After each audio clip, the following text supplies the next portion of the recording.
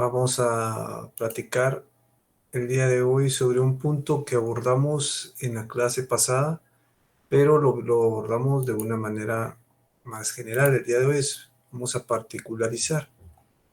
Entonces,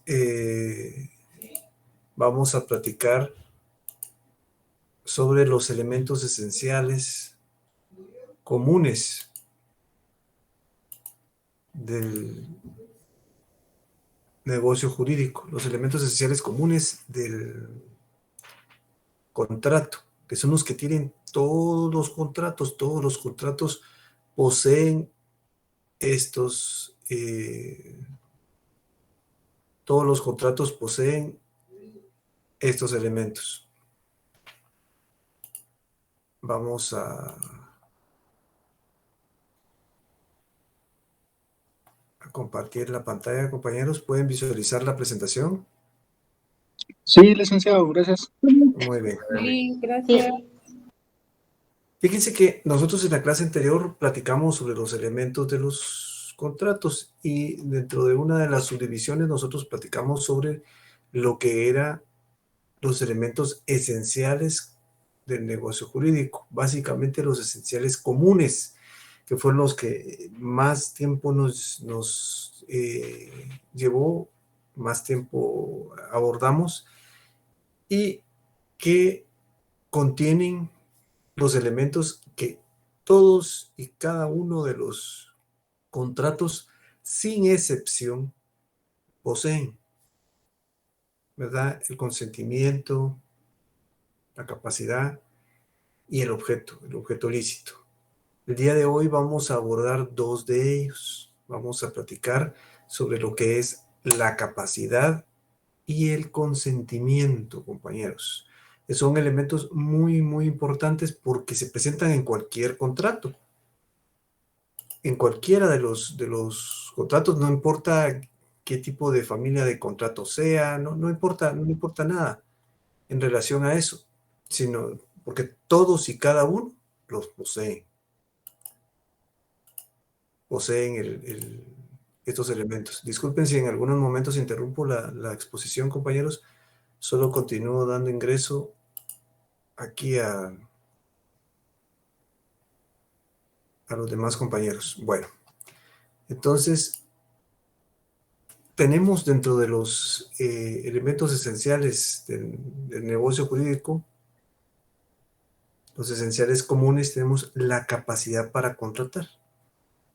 Es decir, para poder elaborar un contrato, para poder ser parte de una contratación, debemos de ser capaces, ¿verdad? Entonces, la capacidad para contratar es esa aptitud que se tiene para ser titular de derechos y poder contraer obligaciones, ¿verdad? La persona que no pueda o que no tenga la capacidad para contratar, prácticamente inhabilita el negocio jurídico, lo deja inhábil. Entonces, la capacidad, tal y como les traslado aquí, no es un presupuesto del consentimiento, sino es la capacidad para contratar, o sea, tener esa aptitud para poder contraer obligaciones, para ser parte de derechos, que todo parte de la obligación generada dentro de un contrato. Si la persona es incapaz, entonces no se puede celebrar el contrato. Entonces el contrato quedaría, si se establece que una de las personas que compareció en el contrato era incapaz, el contrato se puede declarar nulo. Veamos el artículo 1254 de nuestro Código Civil, por favor, compañeros. Dice, artículo 1254 del Código Civil. Toda persona es legalmente capaz para hacer declaración de voluntad en un negocio jurídico, salvo aquellas a quienes la ley declare específicamente incapaces. Entonces, fíjense que con esto nosotros tenemos prácticamente la respuesta a lo que realmente no estábamos preguntando, sino estamos confirmando lo que estábamos afirmando, lo que se afirmó, de que una persona que no es capaz o que carece de capacidad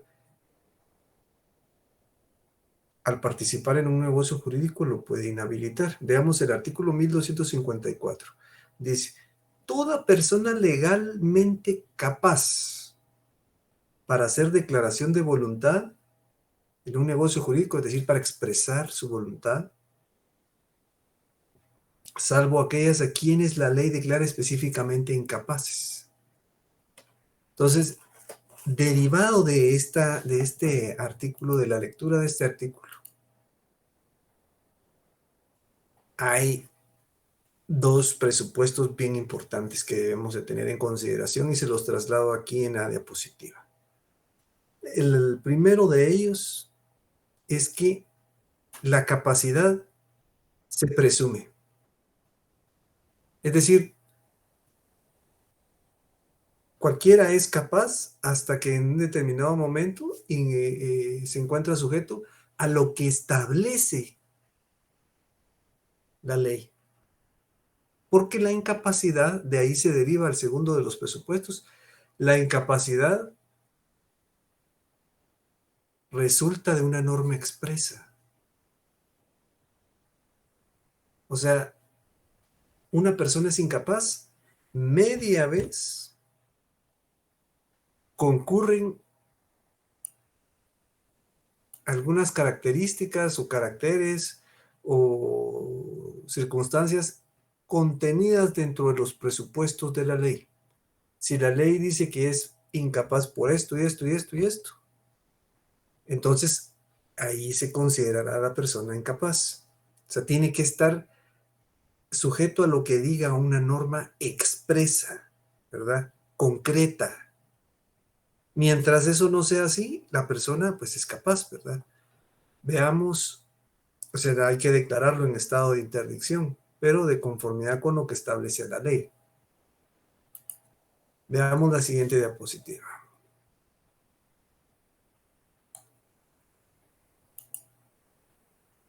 Los tipos de capacidad, compañeros. Esto lo hemos visto desde Derecho Civil 1, ¿verdad? Eso está contemplado del artículo 8 al artículo 14 del Código Civil. La capacidad de goce. La capacidad de goce es el reconocimiento de la persona para ser titular de derechos y obligaciones. Entonces, una persona aún siendo menor de edad, pues obviamente posee capacidad que tiene que ser ejercida por quien esté en ese momento ejerciendo la patria potestad, es decir, sus padres. Y luego tenemos la capacidad de ejercicio. La capacidad de ejercicio es la capacidad de ejecutar esa aptitud que se tiene Del 8 al para 14. reconocer derechos, para poder reconocer, para poder ser objeto de obligaciones y para poder ser objeto también de derechos. O sea, derechos, esa aptitud, esa forma, ese momento en el cual ya se puede ejercitar esa aptitud, que es cuando ya se reconoce legalmente el ejercicio directo, ¿verdad? De los derechos y obligaciones. La capacidad también tiene otra clasificación, aparte de la que nosotros acabamos de mencionar. La capacidad, compañeros, puede ser, la incapacidad. La capacidad es la capacidad de goce y la capacidad de ejercicio. La incapacidad de ejercicio puede ser absoluta y relativa. ¿Por qué absoluta? Absoluta es para que una persona no pueda en determinado momento ejercer ningún tipo de acto, compañeros. Ningún acto. No puede, está inhabilitado para realizar cualquier acto. Entonces, son aquellos que tienen voluntad, pero en determinado momento no la pueden expresar. Y no la pueden expresar porque pueden estar o están contenidos dentro de lo que la ley establece. El numeral primero que les traslado yo aquí es para los que padecen alguna enfermedad mental. Entonces pueden ser considerados incapaces absolutos, pero tienen que ser declarados interdictos, ¿verdad? En estado de interdicción. Es un proceso jurídico mediante el cual se declara a una persona incapaz y podrá ejercer algún tipo de actos jurídicos a través de un representante. Luego tenemos a las personas que abusan de las bebidas alcohólicas o estupefacientes, bebidas espirituosas. En determinado momento pueden ser declarados en estado de interdicción. Los ciegos o los sordos que no puedan expresar su voluntad de manera indubitable. Todo esto está contenido del artículo 8 al artículo 14 del Código Civil. Veamos qué dice el artículo 8. Dice capacidad. La capacidad para el ejercicio de los derechos civiles se adquiere por la mayoría de edad. Son mayores de edad, esto es la capacidad de ejercicio. Son mayores de edad los que han cumplido 18 años. Los menores que han cumplido 14 años son capaces para algunos actos determinados por la ley. Artículo 9. La incapacidad. Los mayores de edad que adolecen de enfermedad mental que los prive de discernimiento deben ser declarados en estado de interdicción. Pueden asimismo ser declarados en estado de interdicción las personas que por abuso de bebidas alcohólicas o de estupefacientes se exponen ellas mismas o exponen a sus familias a graves perjuicios económicos. La declaratoria de interdicción produce desde la fecha en que sea establecida en sentencia firme incapacidad absoluta de la persona para el ejercicio de sus derechos, pero los actos anteriores a tal declaratoria pueden ser anulados si se probare que la incapacidad existía notoriamente en la época en que se verificaron. Artículo 10. Las perturbaciones mentales transitorias no determinan la incapacidad de obrar, pero son nulas las declaraciones de voluntad emitidas en tales situaciones. Artículo 11. Después de la muerte de un individuo, los actos realizados por él mismo no podrán impugnarse por incapacidad, sino cuando la interdicción ha sido pedida antes de su muerte o cuando la prueba de la incapacidad resulte del mismo acto que se impugna. Entonces, miren, compañeros, aquí les trasladé yo en estos tres numerales lo que puede en determinado momento contenerse para poder declarar a una persona en estado de interdicción.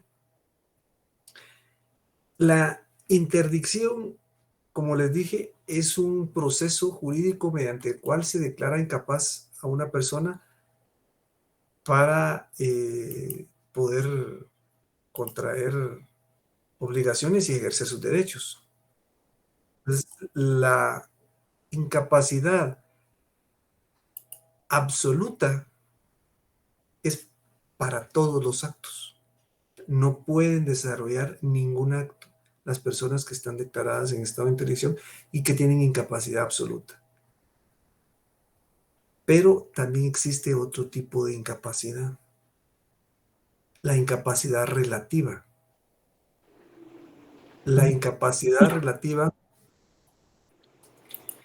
es aquella en la cual la persona es incapaz, pero para uno o más actos, pero no para la totalidad de sus actos. Es decir, solo algún acto o algunos actos pueden ser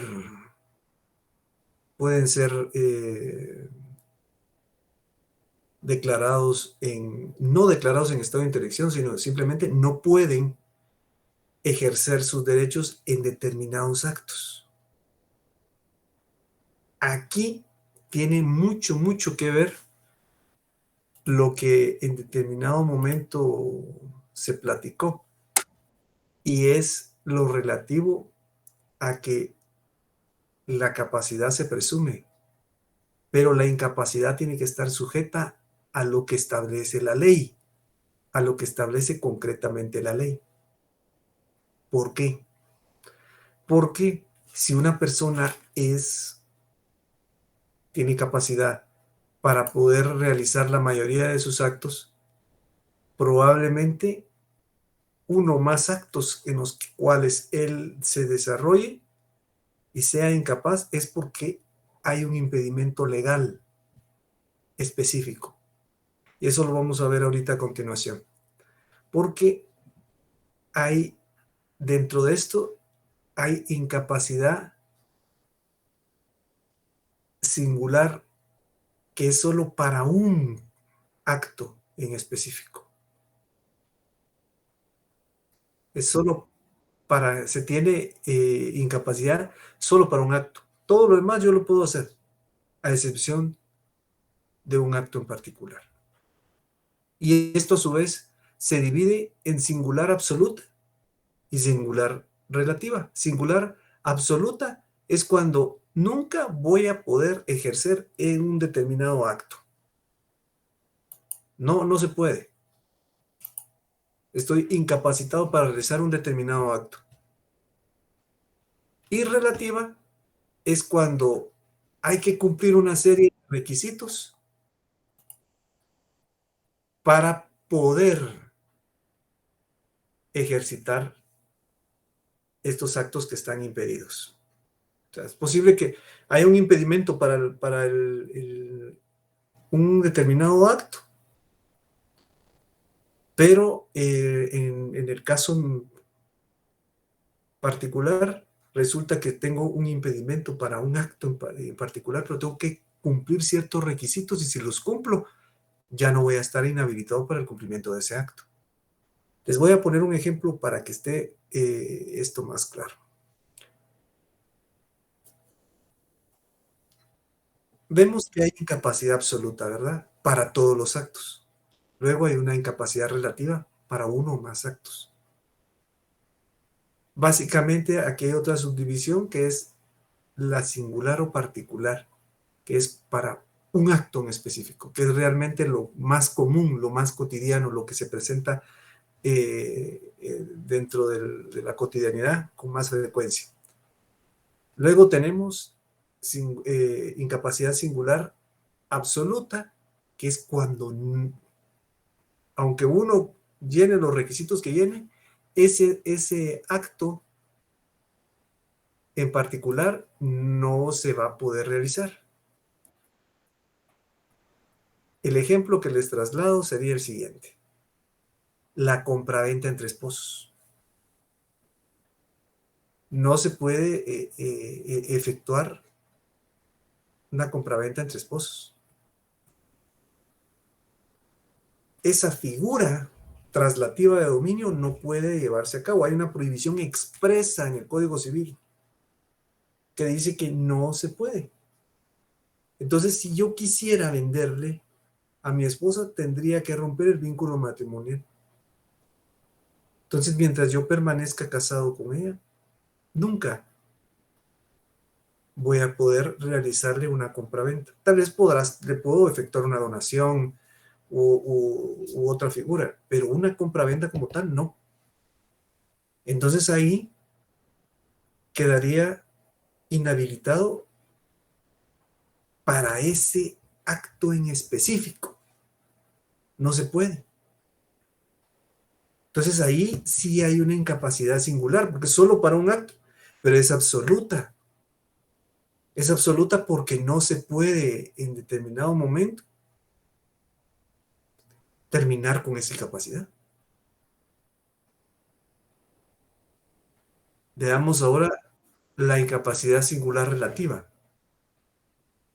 Ahí yo les trasladaba aquí en la diapositiva el ejemplo de la disposición de bienes de menores de edad.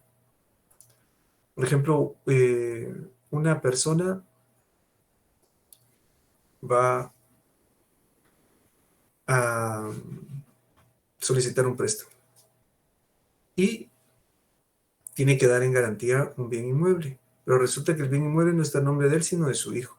Entonces él diciendo, bueno, yo ejerzo la patria potestad del menor, voy a dar en garantía el bien inmueble. Eso no se puede.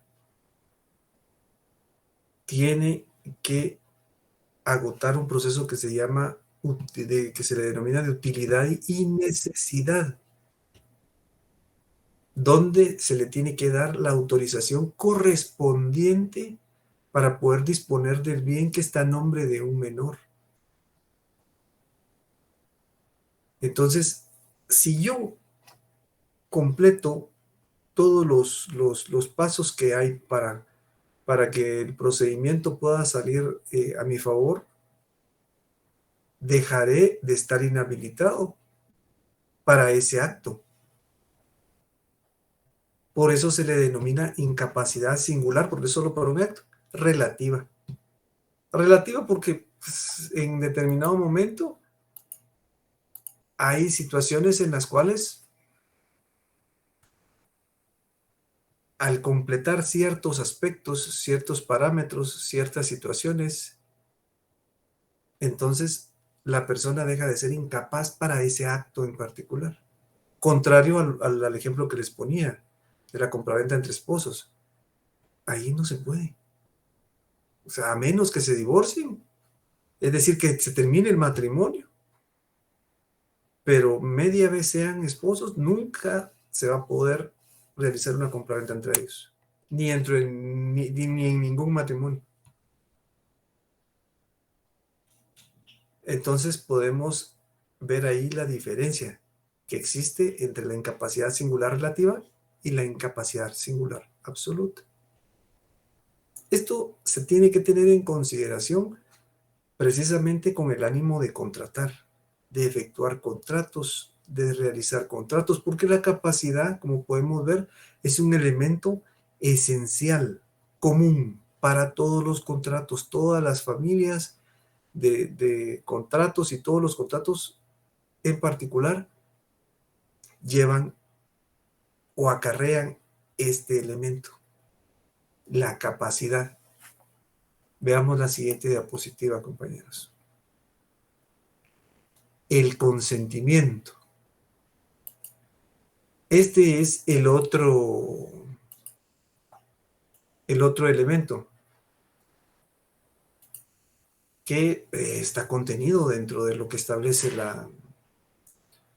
lo que establecen los elementos esenciales comunes. Como les decía, el hecho de que yo tenga la voluntad de celebrar un contrato no quiere decir que automáticamente el mismo se va a celebrar. Yo tengo que llegar a un acuerdo. Tengo que en determinado momento establecer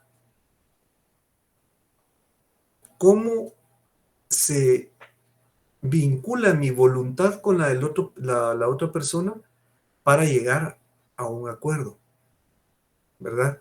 Para llegar a un fin en común. Aquí les trasladaba yo la conceptualización que de esto hacía el autor Rafael Regina Villegas, que dice: todo consentimiento implica la manifestación de dos o más voluntades y su acuerdo sobre un punto de interés jurídico, es decir, lo que yo les comentaba, un fin en común. Yo voy a comprar, en determinado momento, compro una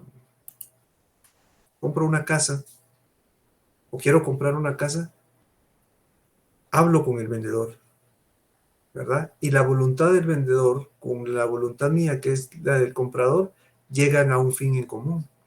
Es posible que negociemos el precio, es posible que se negocie algún tipo de circunstancias en específico, como algún beneficio o cuándo se va a entregar el bien, cuál va a ser el precio, la forma de pagar el precio. Todo eso es parte del consentimiento, ¿verdad? Entonces, veamos el artículo 1518, compañeros, del Código Civil. Dice el artículo 1518.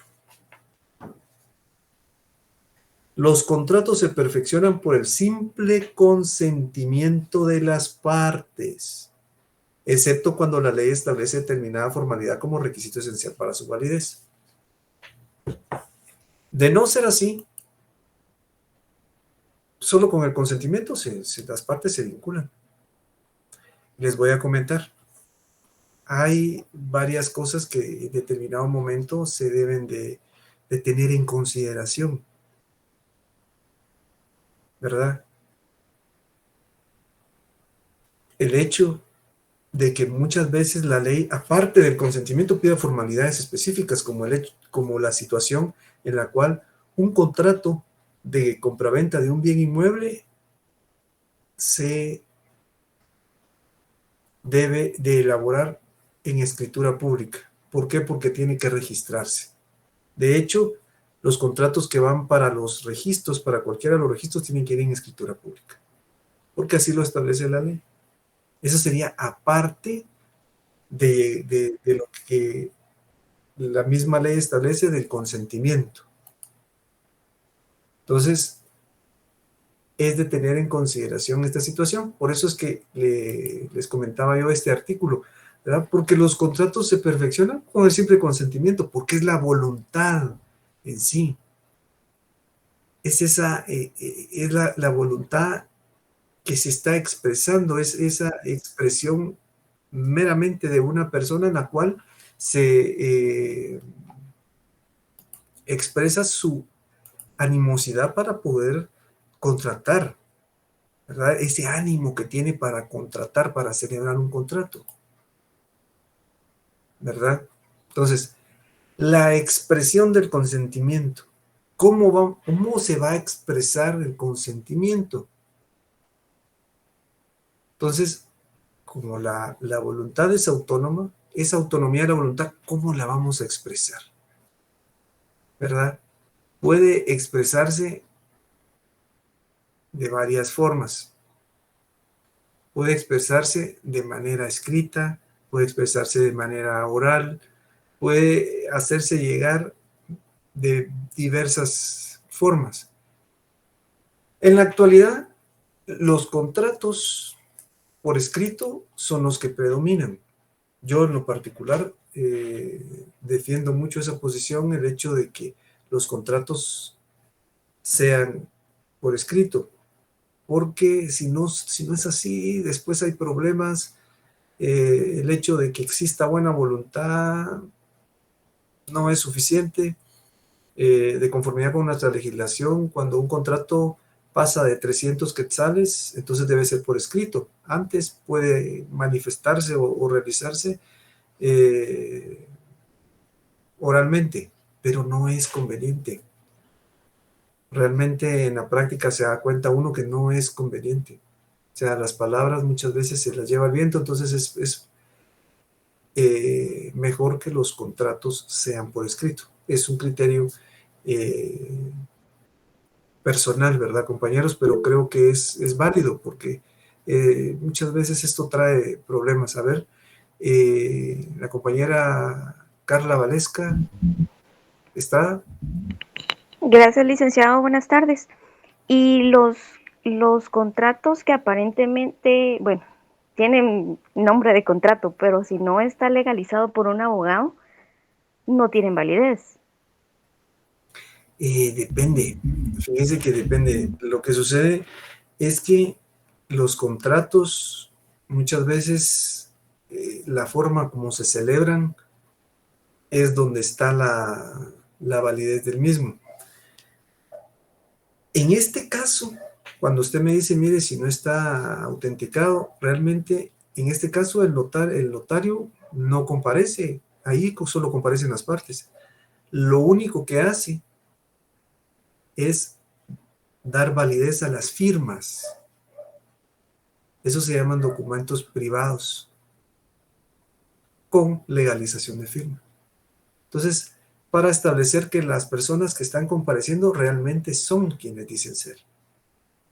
Aparte todo esto forma parte de los elementos formales del contrato. Aparte están los contratos que se celebran en escritura pública, donde sí comparece el notario, comparecen ante un notario, se celebran en un papel especial, llevan un registro, están dentro del registro notarial de cada notario, ¿verdad? Que se llama Sí, la protocolo. consulta, Gracias, licenciado. La consulta es porque si no hay ningún abogado de por medio. Es que donde yo vivo, Ujú. el dueño de la casa tiene un como machote de un contrato y solamente llena datos, pero nunca está involucrado ningún abogado. Fíjese que ahí realmente es más difícil. Hay un documento por escrito donde, donde hay la voluntad de las partes, hay consentimiento, porque las partes que están compareciendo están llenando un documento donde están expresando su voluntad, simple consentimiento. El problema es cómo comprobar después que esas personas son quienes dicen ser. Y eso creo que iría más en contra de la propia persona que está del arrendador, del propietario del bien que lo está dando en uso, porque después tiene que comprobar. ¿Ya? Realmente la posición del notario o del abogado es para llenar un requisito que se llaman requisitos ad solemnitatem o de solemnidad o approbationem, para probar la existencia de un contrato. Porque lo que sucede es que participa un profesional porque la misma ley así lo establece, pero hay algunos documentos, como ese es un documento privado, donde el notario realmente no comparece. Entonces tendrá que comparecer para autenticar las firmas y poder en determinado momento establecer la existencia del contrato. ¿Para qué? Por si no se le paga, por si no en determinado momento hay problemas entre de las mismas partes para poder ejecutar esos contratos a nivel judicial. Entonces, para eso es que comparece el profesional. Realmente es para darle elementos de solemnidad y de prueba a un contrato. No sé si respondo su pregunta, compañera. Sí, gracias, licenciado. Eso sería entonces al momento de darse algún problema de ir a autenticarlo. Entonces, de por sí ahorita entonces no tiene validez hasta cierto Mire, punto. no, es válido. Lo que sucede es que tiene que estar auténtico para comprobar que el contrato sí se celebró como una prueba. Entonces, para que tenga un valor probatorio, tiene que estar autenticadas las firmas por el notario, por el profesional. Ya, muchas gracias, licenciado. A la orden, compañera. Muy bien, compañeros. Entonces, continuamos con la expresión del consentimiento. La expresión del consentimiento, pues, puede ser por varias circunstancias. Yo les comentaba lo de los documentos por escrito y los documentos orales. La expresión del consentimiento puede ser expresa, es decir, esa voluntad puede ser expresa o puede ser tácita. Tácita es que se sobreentiende. Ese es el artículo 1252 del Código Civil, indica la manifestación de voluntad puede ser expresa o tácita y resultar también en la presunción de la ley en los casos en los que se disponga expresamente. Les voy a poner un ejemplo para que esto quede un poco más claro, porque la voluntad tácita muchas veces es complicada. El hecho de que no esté totalmente expresado, sino que se sobreentienda. Fíjense que en los arrendamientos, por ejemplo, muchas veces las personas vienen y solicitan la elaboración de un contrato de alquiler, un contrato de arrendamiento. Entonces, resulta que se le pone un plazo.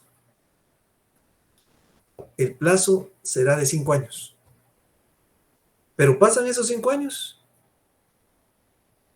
y el arrendamiento continúa. El arrendatario o inquilino sigue pagando y el arrendante o dueño o propietario sigue cobrando. En ese caso, hay un consentimiento por ambas partes,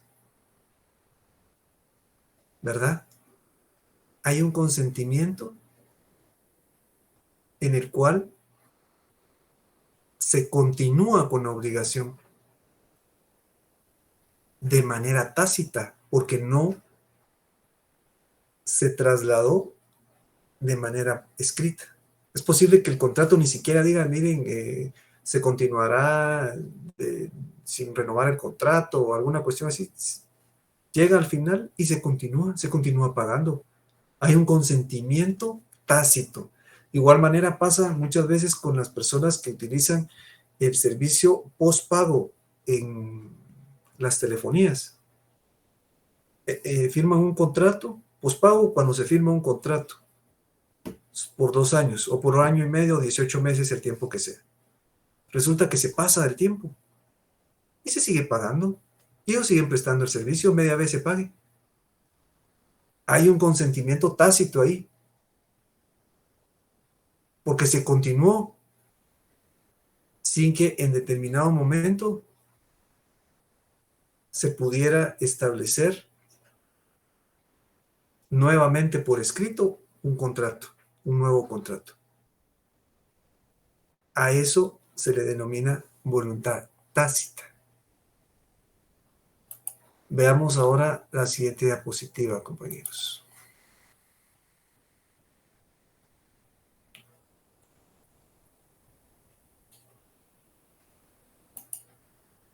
Ahora vamos a hablar en el consentimiento cuando 2 personas no están presentes al momento de que se quiera celebrar algún tipo de contratación. O sea, están alejadas las personas, sin embargo, se forma el consentimiento, las voluntades llegan a un acuerdo sin estar muchas veces presentes.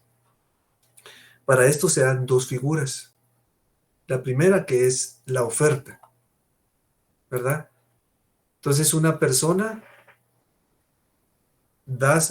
toma la iniciativa de perfeccionar un contrato y lo dirige a un tercero, ¿verdad? Una persona puede ser una persona determinada o puede ser que él haga la oferta de manera indeterminada, como una promesa de recompensa, ¿verdad?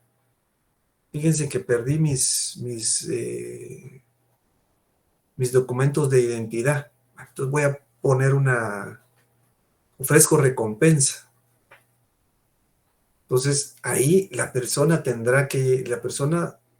que encuentre los documentos tendrá que llegar y decir, bueno, sí, yo ofrezco, vengo a cobrar la recompensa. Pero no se sabía quién era exactamente, ¿verdad? Entonces es abierta la oferta. La oferta tiene que ser seria, ¿verdad? Decir, bueno, entonces se va a pagar tanto por los documentos una vez sean encontrados. Y debe contener los elementos correspondientes para que en determinado momento se pueda celebrar un contrato. El plazo, el precio, ¿verdad? ¿Cuál es el objeto? Lo interesante de este tema, es lo que viene a continuación. El momento en que se acepta. Porque la oferta la puede hacer uno de las dos personas que está compareciendo, lo va a hacer de manera como más o menos pueda llegarse a un acuerdo, ¿verdad? Veamos ahora la aceptación. La aceptación es la declaración de voluntad de la persona a la que se hizo la oferta, ¿verdad? ¿Y cómo va a aceptar la oferta? ¿Verdad? Puede ser que la acepte sin hacerle ninguna modificación. Puede ser que negocie y genere una contrapropuesta, ¿verdad? Entonces hay una serie de circunstancias y situaciones bien especiales al momento de aceptar la oferta que le está realizando una de las partes. Entonces, la aceptación tiene que tener varios requisitos. El primero, si es una respuesta afirmativa, tiene que reflejar la anuencia íntegra, ¿verdad?, de la oferta.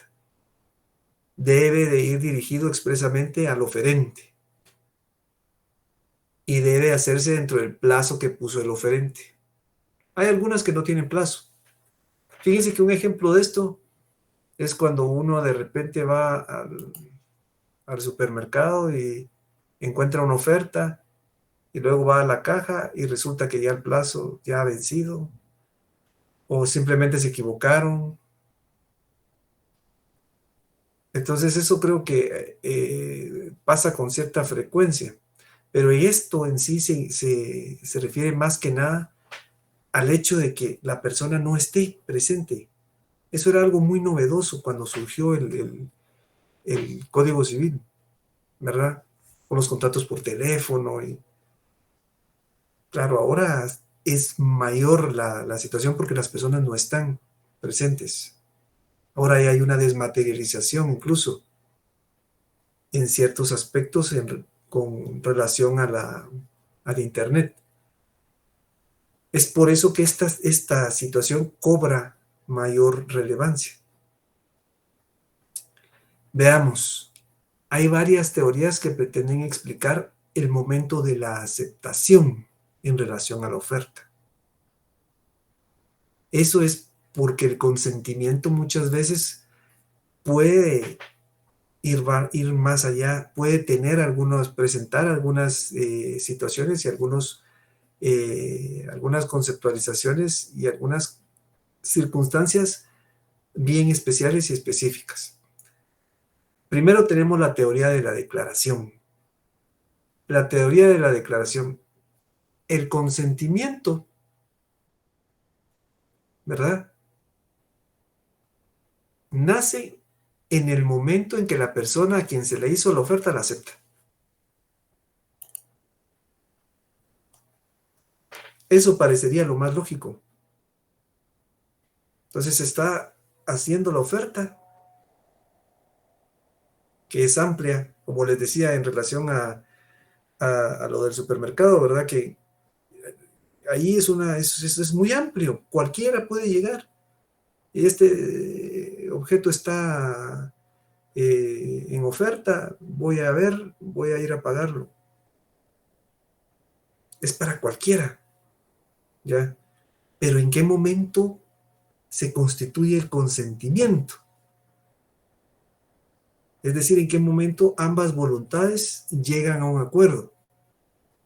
Según la teoría de la declaración, el consentimiento nace en el momento en que la persona a quien se le hizo la oferta la aceptó. Me están haciendo una oferta y yo la acepto.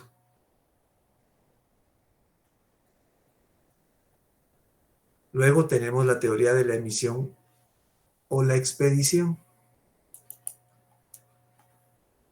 Lo que expusimos en la teoría de la declaración era algo muy lógico, ¿verdad? Porque, bueno, aceptó la oferta.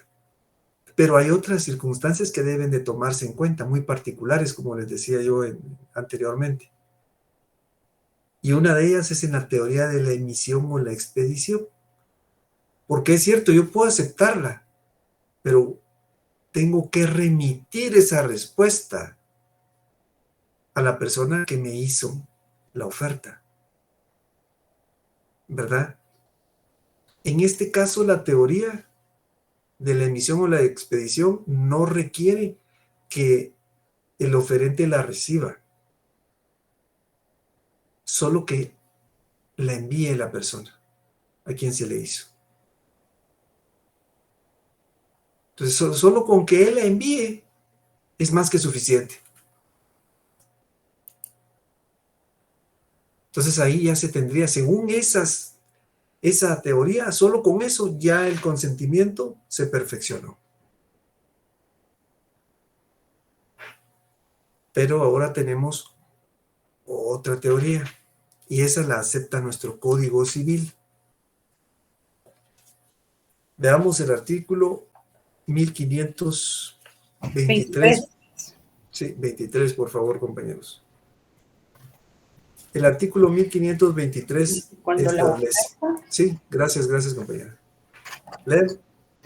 Cuando la oferta se haga a persona ausente, el contrato se forma en el momento en que en el que propone recibe contestación de aquella dentro de un plazo de la oferta. Si la oferta se hiciere sin fijación de plazo, el autor de ella quedará ligado durante el tiempo suficiente para que la contestación llegue a su conocimiento. Se llama teoría de la recepción porque aquí no es, y muchas gracias por la lectura, compañera. Aquí no es solo el hecho de que la persona que está aceptando envíe su respuesta. Tiene que ser enviada y tiene que ser recibida por la persona que efectuó la oferta. Entonces ahí se perfecciona el consentimiento. Fíjense que si nosotros vemos un anuncio clasificado, el anuncio clasificado dice, bueno, estoy vendiendo un objeto, ¿verdad? Y lo vendo en tanto. A mí es posible que me parezca, pero si nos vamos a la teoría de la aclaración, solo diría, bueno, la acepto, pero él no lo sabe, ¿verdad? La persona que hizo la oferta no lo sabe, pero yo ya la acepté. Pero, bueno, entonces nos vamos a la teoría de la expedición. Bueno, yo envío mi respuesta. Tal vez es un correo electrónico o llamo, pero resulta que no me contesta nadie, o no llegó el correo, o alguna cuestión así. Es por eso que la ley reconoce esta, porque en la teoría de la recepción no solo se está enviando la respuesta, sino la tiene que recibir. En este caso, la persona que estaba ofreciendo el objeto en cierto valor recibe mi respuesta, contesta mi llamada, contesta mi correo. Entonces, la recibe, porque ya la recibió. Pero aparte está otra teoría, una teoría un poquito más específica aún, y es la teoría del conocimiento. La teoría del conocimiento es donde la persona está plenamente enterada de que alguien contestó y cuál fue la negociación, cuál fue la contrapropuesta que se le hizo. Está totalmente enterada. Por eso se le llama la teoría del conocimiento o cognición, ¿verdad?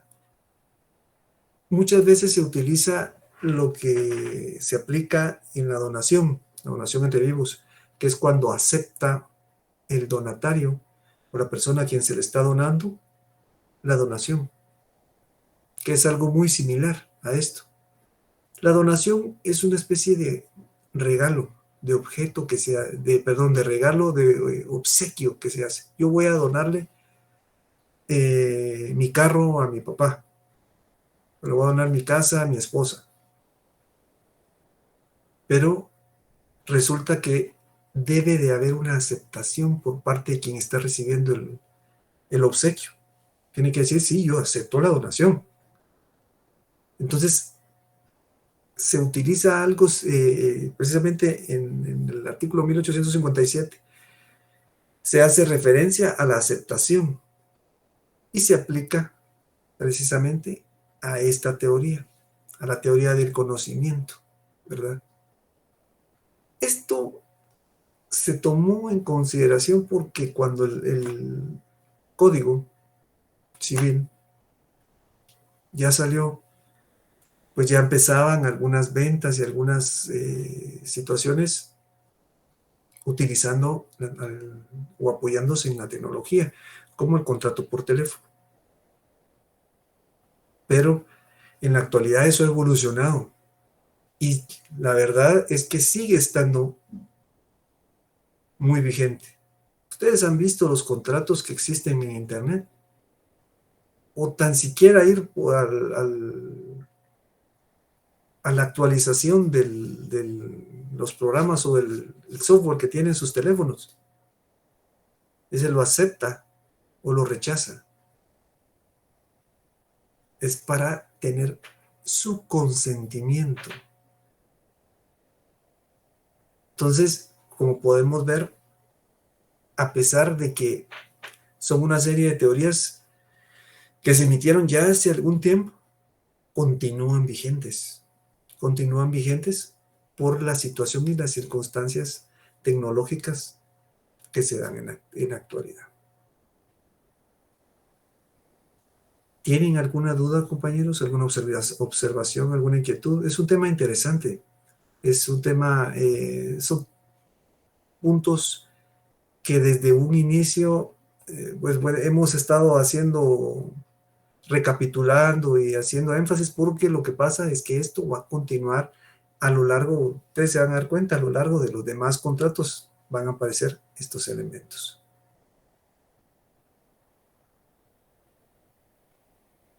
A ver, el compañero David Torres. Lick, solo para recapitular y estar un poco claro, digamos, la teoría del consentimiento implica que yo obtenga, digamos, que haga un contrato por medio de correo electrónico. Implicaría que tengo que tener respuesta de la persona, ¿verdad? Para que se perfeccione el contrato. Mire, ¿cuál me dijo la teoría de qué? Del conocimiento. ¿Sí? Del conocimiento, sí. La teoría de la recepción, que era la que inicialmente conocía nuestro código, es solo con que se reciba el correo electrónico, por decirle algo, ¿verdad? Pero ya el conocimiento es que lo sepa el oferente, que incluso se ponga en contacto con usted y que haya una prueba de que la persona que emitió la oferta está enterada de que usted aceptó la oferta. Okay, gracias, Lick. A la orden, compañero. A ver, ¿alguien más levantó la mano por aquí, compañeros?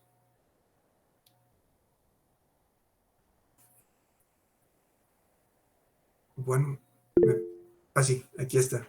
La compañera Alexia Gabriela.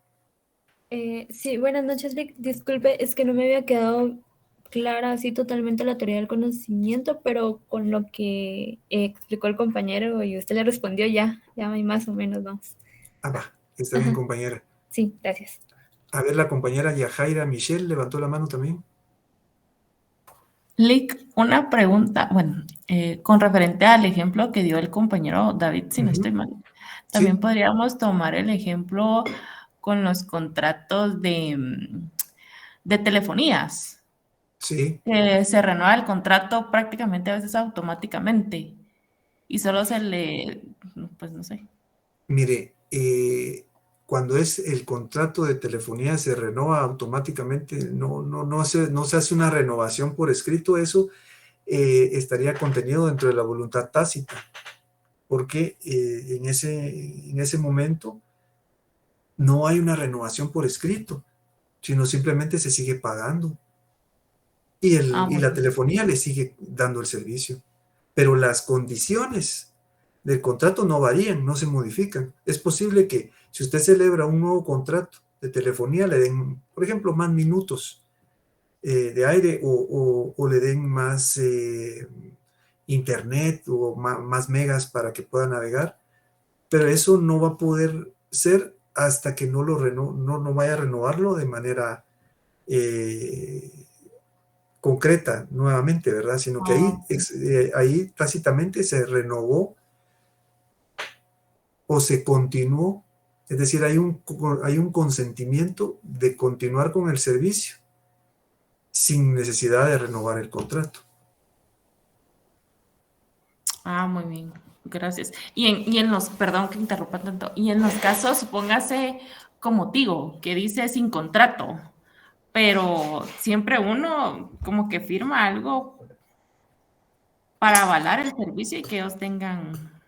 Fíjense que allí, la verdad, no estoy seguro cómo funcionan, porque según tengo entendido, si se firma un contrato, creo que lo que ellos lo que evitan es que uno pueda en determinado momento dejar la contratación en cualquier momento, pero porque hay una mezcla de tecnologías ahí. Si no estoy mal, hay una parte donde se utiliza la tecnología prepago. Es decir, hay que abonar algún tipo hay que comprar el tiempo de aire. Si lo tengo que utilizar, tengo que comprarlo, pero estoy vinculado a la empresa tiene cosas muy particulares que la verdad, algunas sí las desconozco en relación al contrato. Es decir, no sé cómo está estructurado el contrato para poderle decir, mire, por tal y tal razón ellos afirman que no hay un contrato. Entonces ahí, tal vez si tuviera yo mayores elementos de juicio, le pudiera responder de una mejor manera. Muchas gracias, licenciado, le agradezco mucho. A la orden, compañera. Muy bien, compañeros. Entonces, dejaría la clase hasta aquí. Yo les agradezco su atención, compañeros. Que pasen una feliz noche. Nos vemos el martes, siempre por esta misma vía.